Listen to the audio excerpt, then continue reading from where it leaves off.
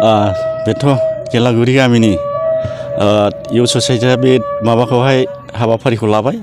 बेवहाय आंखौ आलासि महरै हांख्रायहरनाय बायदि आङो बेवहाय आलासि महरै नुजाफैबाय। दा आङो बे हाबाफारिखौ खुंनायनि थाखाय आङो बे गामिनि गासै सानसुमै रायजो राजाफोरखौ आङो साबायखर बावदों। खारना जाहैबाय जोंहा जेखिनि दिनैनि हाबाफारि बियो ओरैनो साधारन हाबाफारि नङा। बियो जाहैबाय फैबाय थानाय जिखिनि फरायसुला फरायसुलि इयुननि जेनेरेसन बेखौहाय एनकारेज होनायनि मुङावहाय बे हाबाफारिखौ लानाय जानायखाय आं बेखौ खोब मोजां मोनदों आरो गोजोननाय मोनदों। बे हाबाफारिखौहाय बोसोरै लानाय जाया, बियो देग्लायहाय प्रथम।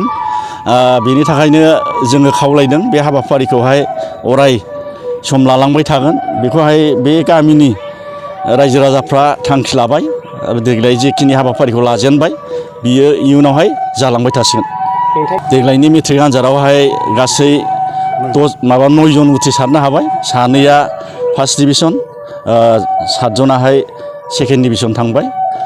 दा बेखिनि आंबो गारजेन जानानै बेखौनो खावलायनो लुबैदों फरायसुला फरायसुलि फिसाफोरनिसिम जोङो जोंनि फिसाफोरखौहाय खुनु गारजेना गाज्रि जाजानो लुबैया। जों गारजेनफ्राहाय फिसाफोरनि मोजांनि थाखाय जेब्लायबो सिन्था खालामो। जों गारजेना जोङो फिसाफोरखौहाय मोजाङै रोंथों, मोजाङै सोलोंथों, मोजाङै लिरनो सोलोंनो जों जेब्लायबो बोसोन होयो।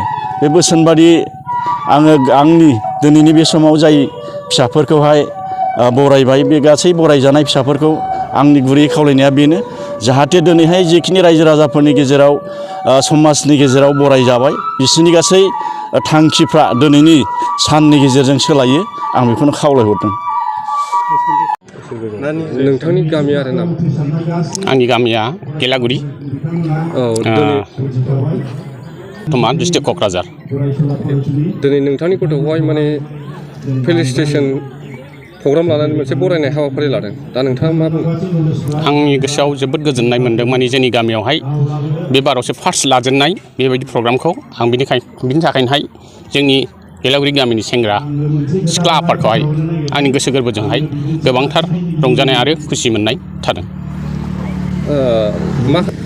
सासे गारजेन जानानै आं सासे गारजेन जानानै जे बिथांमोनहा जे मेट्रिकआवहाय जेरोखोम गावसिनि साननाय बायदियै लिरनानै उथ्रिसारनो हाबाय, जे फार्स्ट डिभिजन जानो हाबाय, हयथ' लिटारबो लानो हाबाय, आरो बिनि इयुनावहाय जे थांखिखौ लानानै फराया मानो बिथांमोनाहाय गसाइनि अननायाव हयथ' गावसिनि नाजानायाव जाफुंसारगोन होननानै आं मिजिंथियो। नोंथांनि गथ'खौ माबायदि गाइड खालामोमोन? आंनि गथ'खौथ' आंबो फोरोंगिरि सासे मावो हिसाबै आं खाथिनि फरायसालियावनो हगारनाय बायदिखाय माने 8था टाइमावनो आं बिसोरखौ फरायसालियावहाय दोननानै फैयोमोन। ओमफ्राय आंनि डिउटियाव आङो मावोमोन।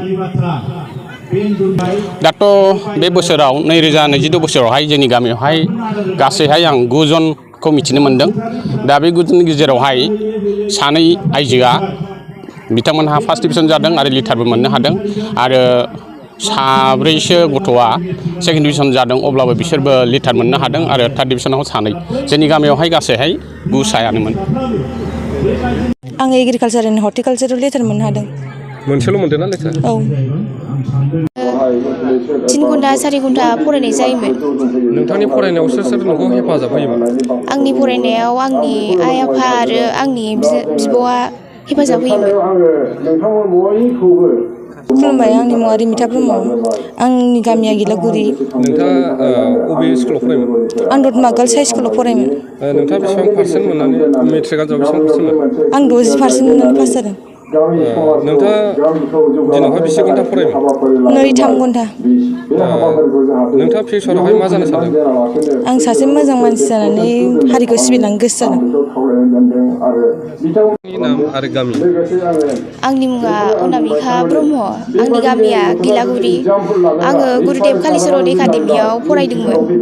आंनि बिफानि मुङा खोरोमदाव ब्रह्म आरो आइनि मुङा पुनिता ब्रह्म। नोंथाङा बेसेबां पार्सेन्टआव मेट्रिक आनजादाव उथ्रिसारनो हादों? आङो 61% उथ्रिसारनो हादों। नोंथांनि फिउचार प्लेनआ मा? आंनि फिउचार प्लेनआ जाबाय सासे मोजां फोरोंगिरि जानो सानदों। मोननो हादों? आङो बड' आरो जिअ'ग्राफि साबजेक्टआव लिटार मोननो हादों।